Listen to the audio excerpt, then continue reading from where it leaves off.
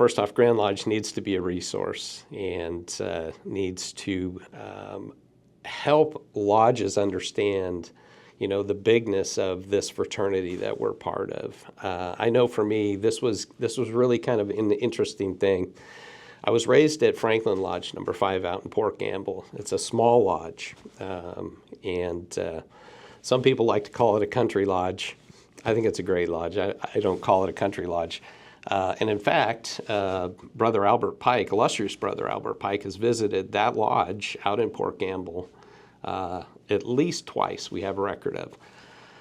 But Grand Lodge has got to do a couple things. Like I said, it has to be a resource. It has to point to the bigness of not only the opportunity, but also the work that we have to do.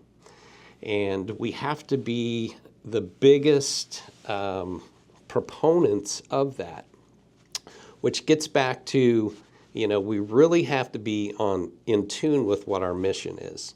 We've got to be acting every day on a mission. And I think maybe we need to define that a little bit better as Grand Lodge. And for sure, we need to communicate that to our lodges and to bring everybody on that mission.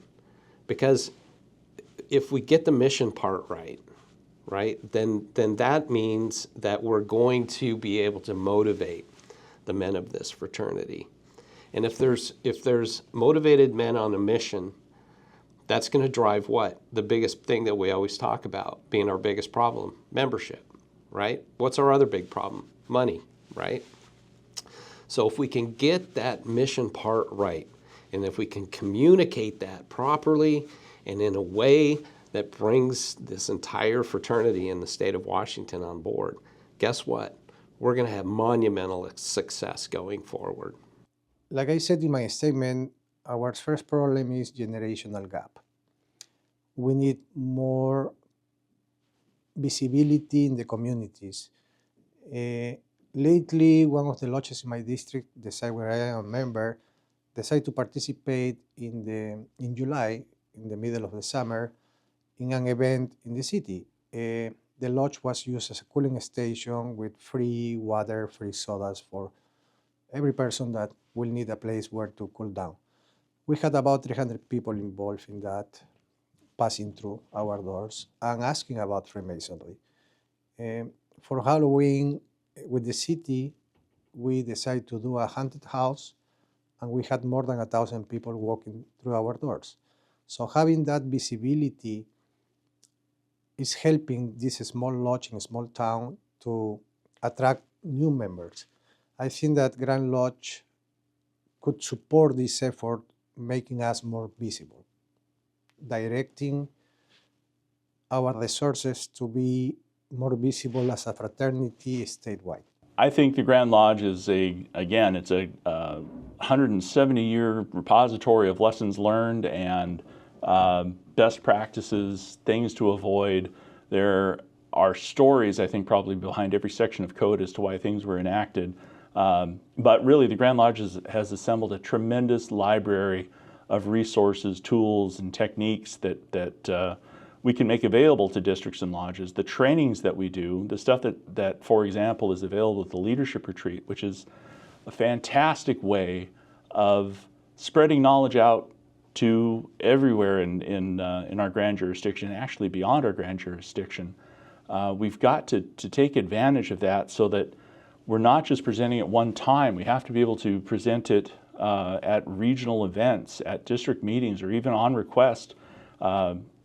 If we've got a lodge that is struggling to know how to put together a third-degree drama, there's a third-degree drama class that the Leadership Training Committee should be prepared to say, hey, if you want, we can come out and we can talk to your lodge and present it there. We don't have to hide it behind any sort of a lodge leadership retreat. I hate to say it, paywall, right? It's sometimes what it seems like, that you have to participate in the retreat to get the good information that's there.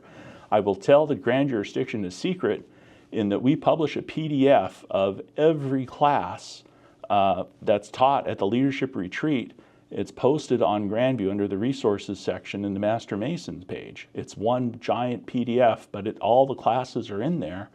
You don't get the interaction that you get at the leadership retreat just by looking at the PDF. But if you want some source information and want to find out how to learn more, that's an excellent way to do it. The Grand Lodge can support the districts and the lodges by ensuring that we're referring people to the right resources when we see the need arise. Now, the lodges and the districts have the obligation to communicate up to the Grand Lodge to let them know what they need. That's an important thing too. The dialogue has to be a two-way street. The Grand Lodge office is not psychic. And so we have to communicate with the Grand Lodge office to let them know what resources and what trainings would really be helpful to those lodges. And I think the Grand Lodge also has a duty to ensure that that they are as transparent with the districts and lodges as to what we're working on and what's coming out next, what the plans are from the Grand Lodge. And that, I think, will help to stimulate that conversation.